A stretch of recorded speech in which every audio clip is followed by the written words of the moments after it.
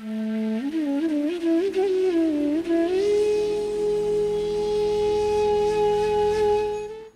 had been introduced to a fire ritual. It's Agnihotram, which is performed during the every sunrise and sunset.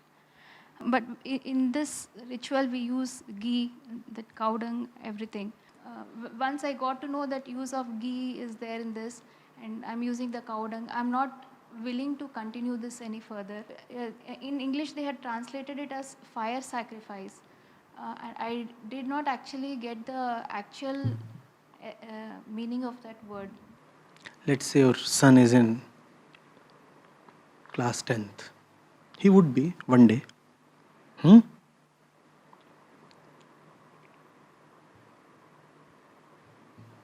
And he comes to you with his board exams results. And he has flunked in science. 15 out of 100. And you ask him, how come? How did you manage this? And he says, but I did study science. I invested so much time in studying science. And you say, okay, let me see. Show me your books. And he brings the books to you, and the books appear so very untouched. They look brand new, virgin. Even the pages are smelling as if they are freshly out of the printer's shop. So you ask him out, son, it is very clear that you never even once opened your science books. And you are lying to me, stating that you have been diligent with your science studies. He says, no, I have been studying science. You ask him, from whom? And he says that Panditji, he is my science teacher.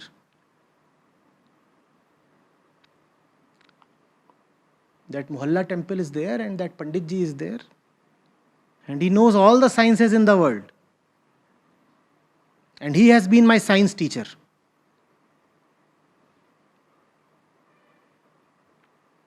I used to go to him to understand Newton, Pascal, Bernoulli, Kepler. And he used to tell me, he used to perform all kinds of sacrifices and tell me, see, this is how you have to understand Archimedes.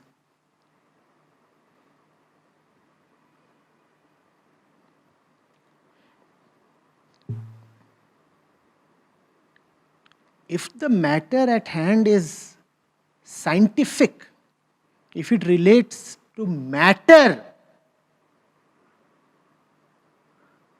then would you refer to Pandits and scriptures, or must you refer to scientists? Please.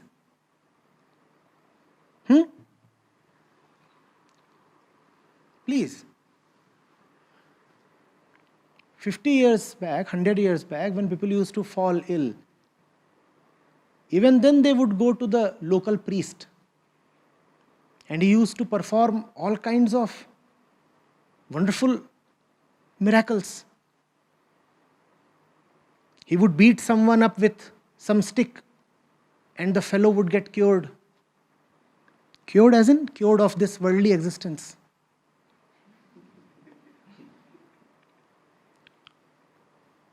And at that time, it was considered medicine. Today, if you do that, you will say the fellow is so foolish, illiterate.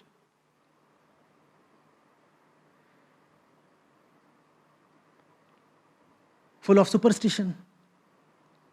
But maybe even today, in some remote interior part of the country, it is still happening. If the matter refers to medicine, Would you go to a priest or to a doctor?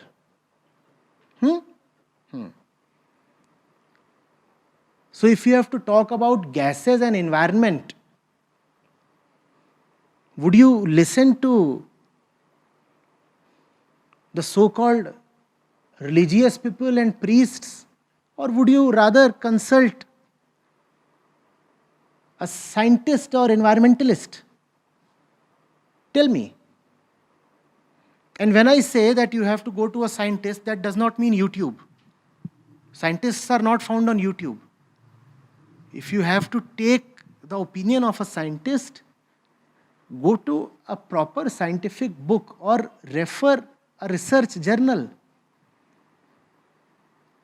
What kind of scientific literature is this that certain people who were performing a certain ritual sacrifice got saved at the time of Bhopal gas tragedy, and the poisonous gas could not impact them because they were performing a certain yajna or something else? What kind of science is this? Where does this science come to you from? WhatsApp? YouTube? I often ask people, how do you know this? They say, science is proving this. A lot of people have been telling me water has memory. A month or so back, it happened. Somebody asked me about it and a video was published. And I rubbished this thing. And a molecule is a molecule. What do you mean by memory? So people have been coming to me with proofs. And what proofs? The proofs are YouTube videos. It is news to me that now scientists publish themselves on YouTube. Scientists are not found on YouTube. Pseudo-scientists can be found. Scientific superstition can be found. Scientists are found elsewhere. Go to them and ask them. The matter is very simple. Elementary science would give you conclusive answers to the question that you have. So there is a certain chemical reaction happening, right? You say you pour ghee, you put in dung, and there must be some wood and some other material. And then all of that is put to fire. And then there is a flame and there are gases. It is a very easy experiment. It can be conducted even in a school laboratory, a high school laboratory. Just collect the gases and analyze which gases are present. And then ask yourself, if this chemical reaction is producing nitrous oxide, carbon monoxide, carbon dioxide, various oxides of sulfur,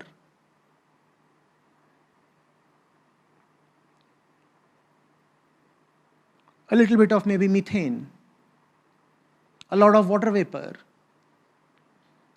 how can it contribute to the cleansing of environment, bhai? How? How exactly? If anything, it will contribute to climate change. If anything, it will produce a lot of ash, which will increase the amount of suspended particulate matter in the air. I do not know of any gas that can purify the environment.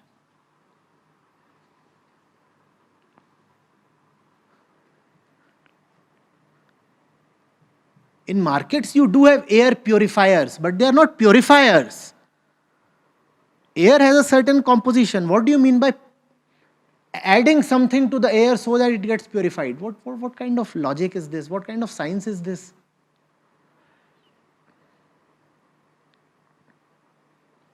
Even a class 6 student knows the chemical composition of air. It's a mixture of gases. Gases combined in a certain proportion, just mixed.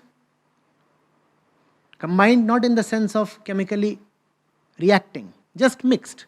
All the gases retain their individuality. Nitrogen is nitrogen, oxygen is oxygen.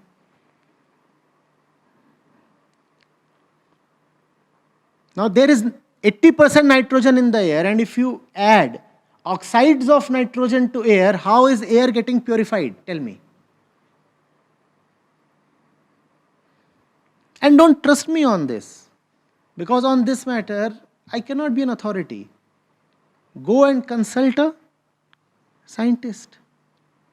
And there are so many scientists who are public figures as well, who will be prepared to answer your questions online. Just send this query to them.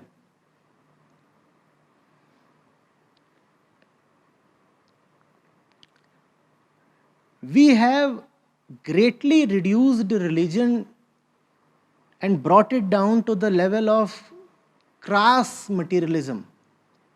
Why? Because we are material fellows. What is the domain of religion?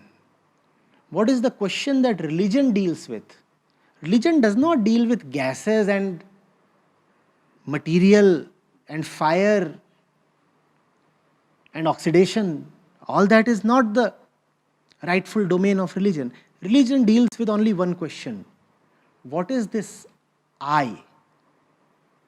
What is it up to? What does it want and why does it suffer? Religion deals only with ego and the liberation of ego. If in the name of religion you find other things being discussed, then this is the work of some fraud. Do you get this? The proper domain of religion concerns just one question. What is this ego, this I? Why does it suffer and how can it be liberated from its suffering? That's all. Finished. Instead, if you find that religion is talking of other things, then that is not religion. That is some kind of tribal superstition.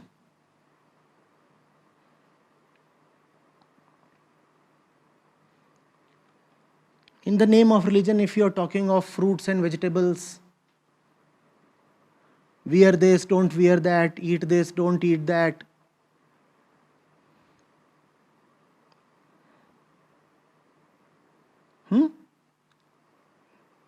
Your house should face this direction. And 1,000 other things that you associate with religion. Those are not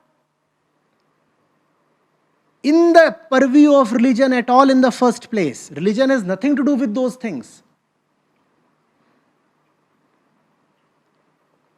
Nothing at all.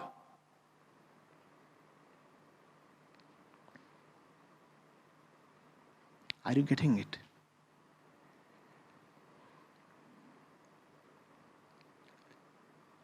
So please tell me, what is the one thing that religion concerns itself with? Ego and its liberation. That's all. What is the ego? From where does it come? And hence how it can be liberated. That's all. Instead, if you find that in the name of religion somebody is talking about planets and stars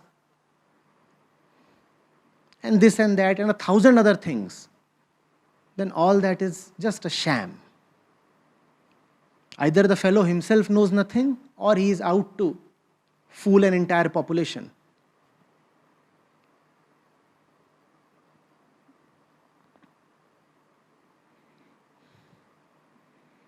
Getting it?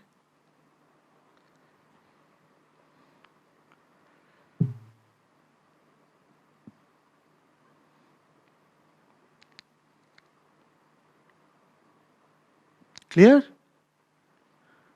No religion can save you from carbon monoxide.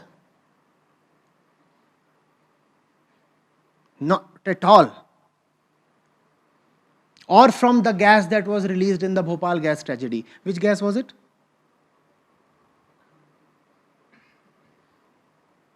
Whichever gas. It doesn't matter how spiritual you are.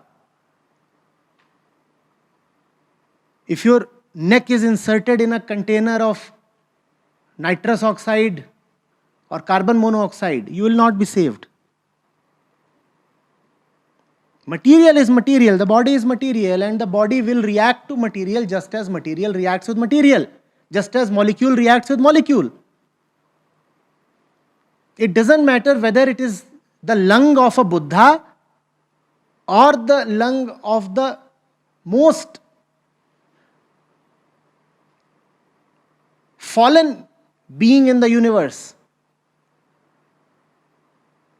Both will react similarly to a poisonous gas. All these miraculous things that you hear, that some great Babaji was there and Babaji was given poison and Babaji still did not die. Surely the poison was supplied by Babaji himself. Babaji is running a lot of shops in the background. One of the shops sells fake poisons, like everything else that is fake in his shops. Did Socrates not die when he had to drink poison? Hemlock it was, I suppose. Or did it happen that because Socrates is Socrates, so he will not die? Did Christ not bleed when he was impaled? Huh?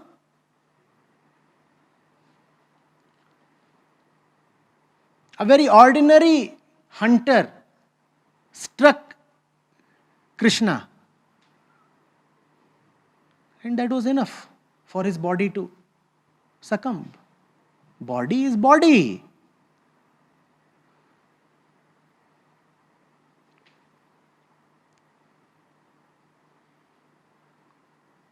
Ramana Maharshi, Ramakrishna Paramhans, Jiddu Krishnamurti, all died of cancer. Gautam Buddha himself died of a stomach ailment.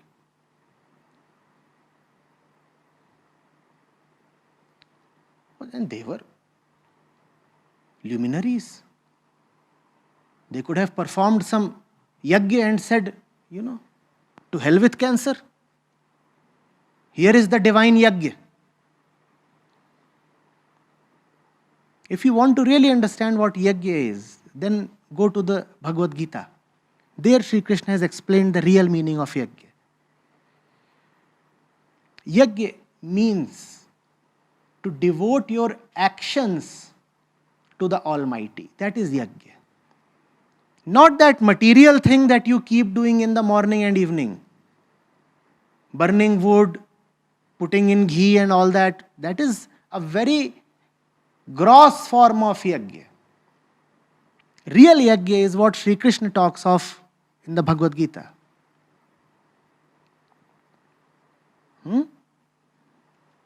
And please get rid of this myth that yajna releases gases that purify the atmosphere. No, not at all. So the Amazon is burning. Just pour a lot of ghee on it. That will be a great yajna. And the great atmosphere of not only the earth but entire solar system will be purified.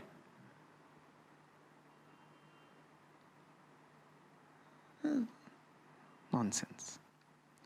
These are the people who have no respect for religion. These are the people who have no respect for Sri Krishna. And these are the people who actually have no respect for the great word that is yajna. Yajna is a beautiful and a great word.